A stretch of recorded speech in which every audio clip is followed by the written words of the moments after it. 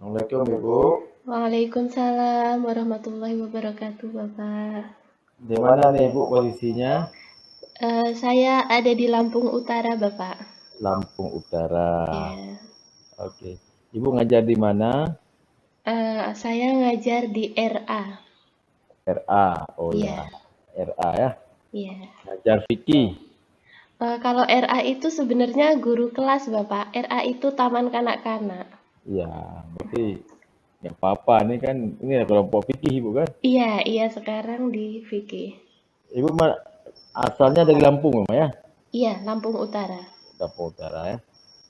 Oke Ibu, kita mulai ya. Ibu, materi apa yang Ibu kembangkan dalam RPP? Materi zakat fitrah untuk anak MI kelas 5. Kelas 5. Silakan Ibu jelaskan sedikit materi esensialnya yang harus dikuasai oleh siswa apa? Materi esensialnya yang pertama yaitu tentang pengertian zakat fitrah, yang kedua tentang dalil atau dasar zakat fitrah, yang ketiga tentang ketentuan-ketentuan zakat fitrah, dan bagaimana penerapan membayar zakat fitrah. Itu berapa jam pelajaran Ibu? Satu bab itu 8 jam pelajaran, Bapak. 8 jam. Ini untuk satu kali pertemuan saja Ibu. Untuk Coba satu Ibu kali pertemuan 4 jam pelajaran, Bapak. Itulah, itu materi apa ya yang ingin Ibu sampaikan kepada siswa, coba Ibu jelaskan. Itu tentang materi pengertian zakat fitrah dan dalil atau dasar zakat fitrah. Coba Ibu jelaskan sedikit, pengertian apa, pengertian fitrah apa, dalilnya apa, seperti itu. Baik, bismillahirrahmanirrahim. Zakat fitrah itu adalah rukun Islam yang ketiga yang harus ditunaikan oleh umat muslim. Pengertian zakat fitrah secara bahasa yaitu berasal dari bahasa Arab, berasal dari kata zaka yang berarti membersihkan atau mensucikan, sedangkan kata fitrah juga berasal dari bahasa Arab yang berarti kejadian fisik atau badan. Jadi, pengertian zakat fitrah secara bahasa yaitu mensucikan badan atau fisik. Kemudian pengertian zakat fitrah secara istilah yaitu memberikan harta yang berupa makanan pokok yang diserahkan kepada golongan atau orang-orang yang berhak menerima zakat dengan syarat-syarat tertentu. Baik itu diserahkan secara langsung maupun dikelola atau diserahkan kepada panitia zakat. Kemudian dasar atau dalil mengenai tentang zakat fitrah terdapat dalam Quran surat Al-Baqarah ayat 277 yang berbunyi Bismillahirrahmanirrahim. Innalladzina amanu wa amilus solihati wa aqamus sholata wa atawuz zakata lahum ajruhum inda rabbihim wala khaufun alaihim wala hum yahzanun. Yang artinya, sungguh orang-orang yang beriman mengerjakan kebajikan, melaksanakan sholat dan menunaikan zakat, mereka mendapat pahala di sisi Tuhannya, dan tidak ada rasa takut kepada mereka dan mereka tidak bersedih hati. Quran Surat Al-Baqarah ayat 277. Kemudian hadis, di dalam hadis riwayat Muslim nomor 1635 diterangkan yang berbunyi Ani bin Umar Rasulullah sallallahu alaihi wasallam farada zakat al-fitri min ramadhana 'alan nasi sa'am min samari aw sa'am min sya'iri 'ala kulli hurri aw 'abdin dzakiri aw unsa minal muslimin. Yang artinya dari Ibnu Umar bahwasanya Rasulullah Shallallahu Alaihi Wasallam mewajibkan zakat fitrah pada bulan Ramadan kepada semua orang Islam, orang yang merdeka atau hamba sahaya laki-laki atau perempuan sebanyak 1 sa' atau 3,1 liter kurma atau gandum. Hadis riwayat Muslim. Sudah Bu ya? Iya Pak.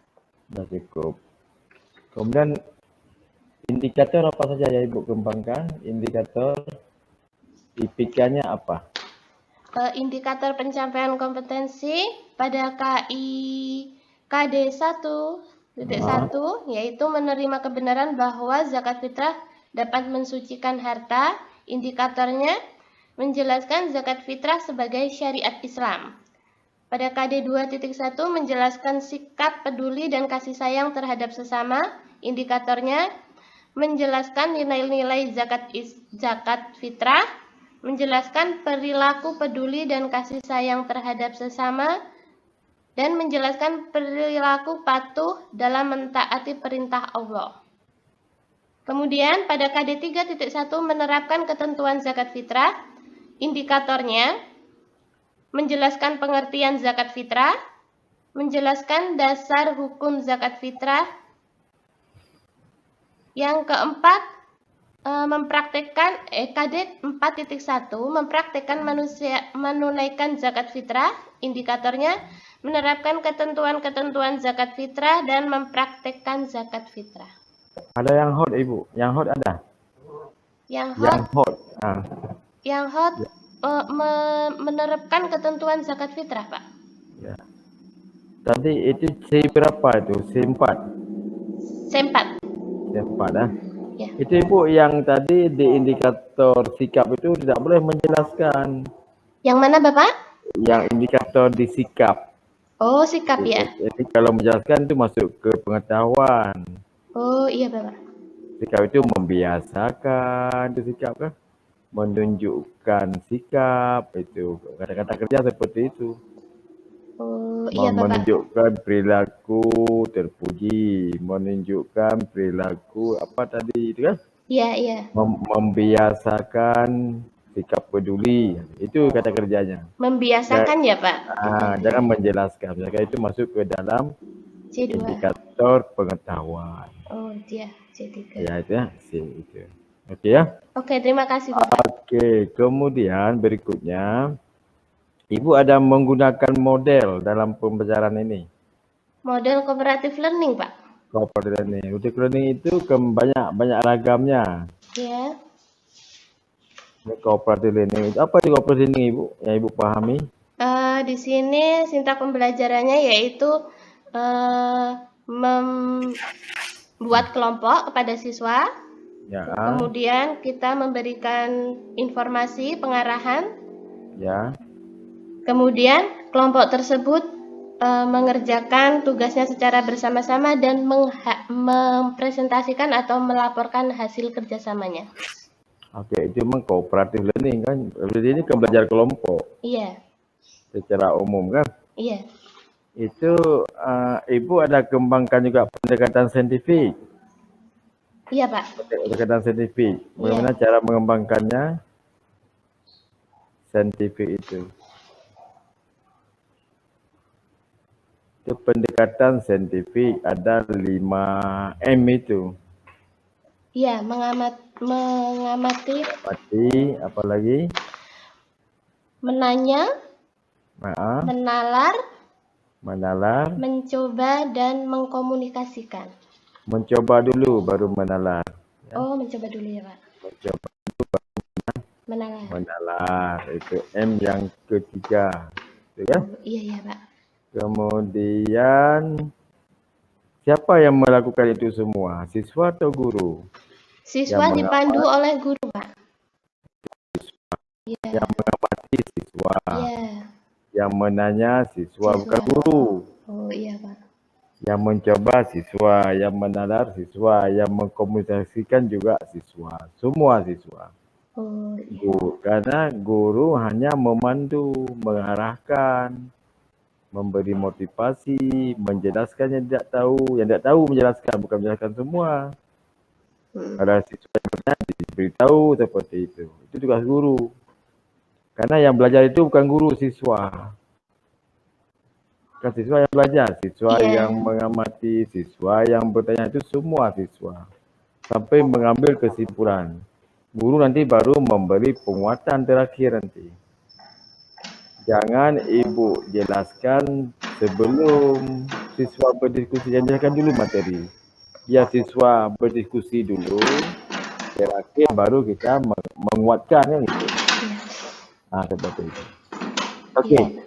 coba Ibu cara mengajar bagaimana? Yang inti itu, coba Ibu sedikit menjelaskan cara Ibu mengajar pada kegiatan inti.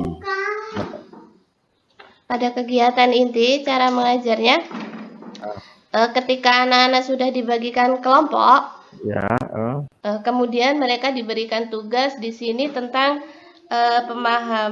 menghafalkan dalil zakat fitrah. Nah, supaya mereka itu lebih mudah menghafalkannya, setiap kelompok itu diberikan tugas yang berbeda-beda, di mana ayat tentang zakat fitrah tersebut dipotong sesuai jumlah anak, dan kemudian dihafalkan masing-masing anak. Kemudian setelah mereka hafal dengan tugas mereka masing-masing, mereka mempresentasikan ke depan secara bersama-sama dalam satu kelompok. Itu berapa kali mereka diskusi kelompok itu? 1 kali, Bapak. Nah, cukup sekali. Ibu ada buat LKPD? Iya, Bapak. Berapa LKPD dibuat? LKPD untuk 1 RPP 1. Nggak boleh, harus 2, Bu. Oh, begitu ya? Karena begini, Bu, caranya kan. Gimana, Pak? Yang pertama tadi M pertama mengamati, M Iya. kedua menanya, M ketiga itu mencoba atau mengumpulkan informasi. Di situ Ibu gunakan LKPD yang pertama. Iya. Suruh anak mencari jawaban yang LKPD itu di buku bacaan, di materi. Iya. Ibu tadi mengajarkan apa tadi? Tentang Pengertian zakat fitrah dan dalil zakat fitrah. Oke. Buat LKPD zakat fitrah adalah itu kan? Iya. Ini titik-titik. Ini cari di materi, di buku sesuai dengan teori. Iya. Kemudian di LKPD yang kedua pada saat menalar.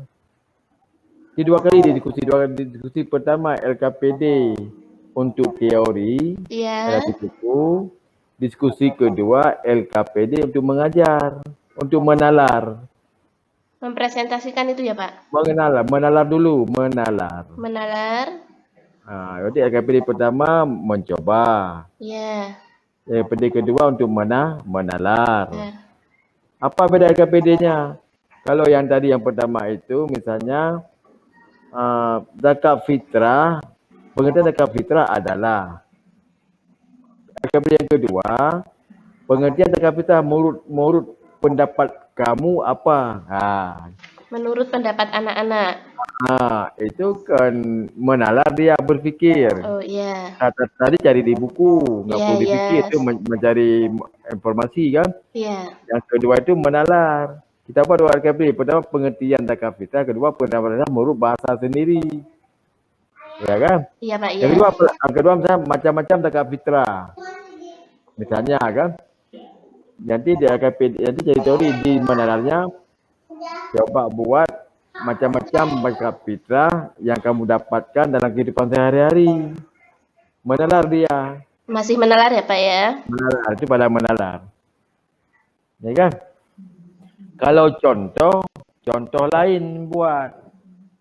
Selain contoh yang ada di buku, buat contoh lain. Iya. Jadi yang mana menalar. Jadi dua Bu LKPD. Nanti coba Ibu kembangkan seperti itu dalam mengajar. Iya, Pak. Anak itu 2 kali diskusi. Pertama diskusi cari di buku. Iya. Yang kedua diskusi untuk menalar. Iya. LKPD-nya 2 tadi. LKPD-nya 2. Yang pertama, kalau definisi menurut bahasa sendiri. Iya. Kalau contoh, buat contoh lain. Kalau yang lain-lain itu kaitkan dengan kehidupan sehari-hari. Iya. Kalau ada materi-materi yang lain selain definisi dan contoh, kaitkan dengan materi sehari-hari. Seperti itu caranya. Di lingkungan sekitar ya, Pak ya? Ya, lingkungan sekitar. Caranya ya? Iya, Pak. Kemudian, bagaimana cara Ibu menilai? Melakukan penilaian bagaimana? Coba Ibu jelaskan. Ada 3 penilaian. Yang pertama penilaian sikap, penilaian pengetahuan, dan penilaian keterampilan. Ya.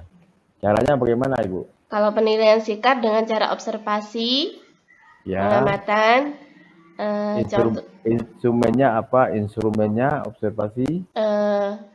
Kusuk berdoa. Terus kusuk ikut membaca dalil tentang zakat fitrah. Ya. Hik- Ada apa lagi? Peduli mungkin, tanggung jawab. Ya, kalau untuk Oke.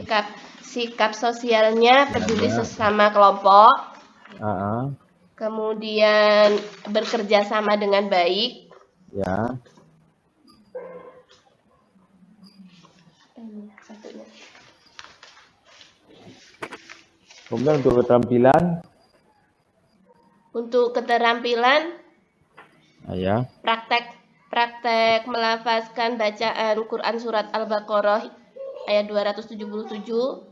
Ya. Bacaannya fasih, lancar, dan apa ini satunya, Pak? Mahraj. Makhraj. Iya. Yang lain untuk keterampilan? Iya, Cuma itu saja. tadi yang keterampilan, Pak. Itu saja ya. Heeh.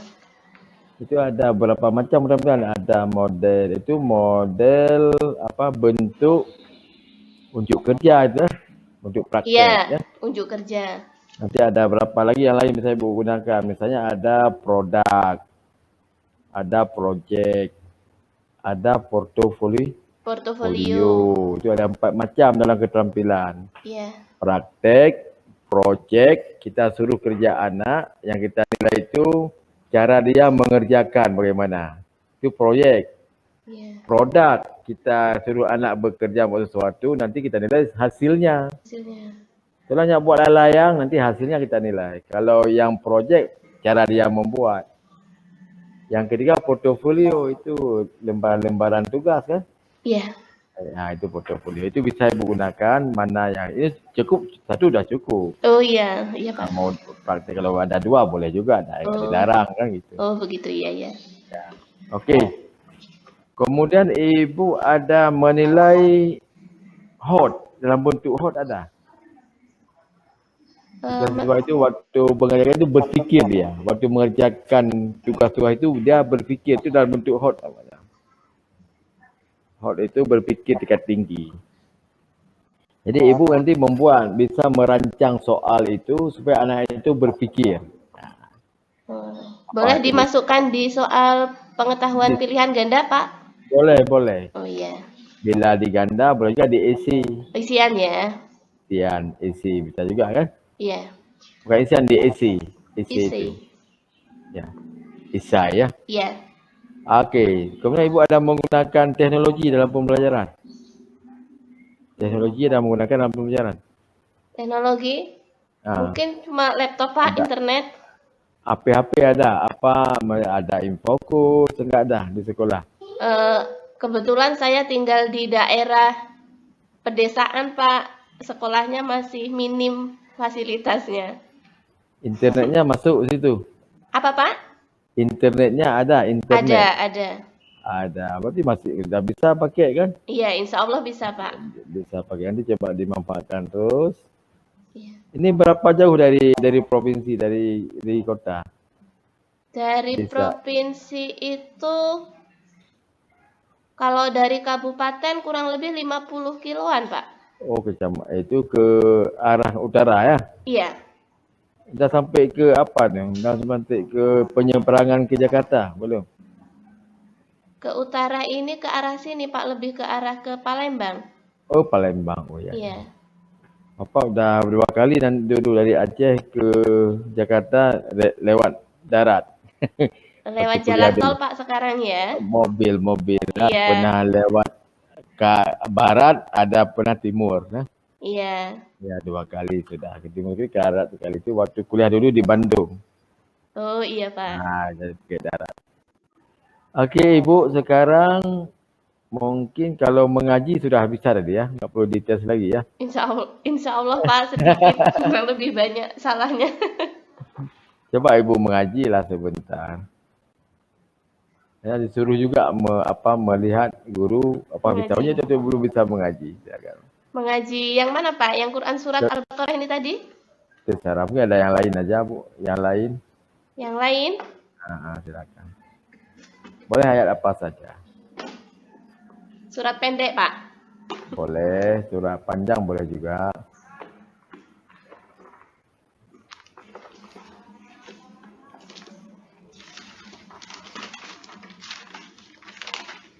A'udzu billahi minasy syaithanir rajim. Bismillahirrahmanirrahim. Alif lam mim. Dzalikal kitabu la raiba fihi hudzal lil muttaqin. Alladzina yu'minuna bil ghaibi wa yuqimuna sholata wa mimma razaqnahum yunfikun. Nah, cukup ya, cukup Ibu. Shadaqallahul Sadaqallahul azim. Oke, Ibu sudah cukup. Kita udah berakhir. Nanti kalau ada masalah yang mau ditanyakan boleh dihubungi lewat telepon ya. Terima kasih banyak Nah, Bapak. nanti bisa kita diskusikan nanti. Terima kasih banyak Bapak. Oke, selamat Bu ya. Saya akhiri. Assalamualaikum warahmatullahi wabarakatuh. Waalaikumsalam warahmatullahi wabarakatuh.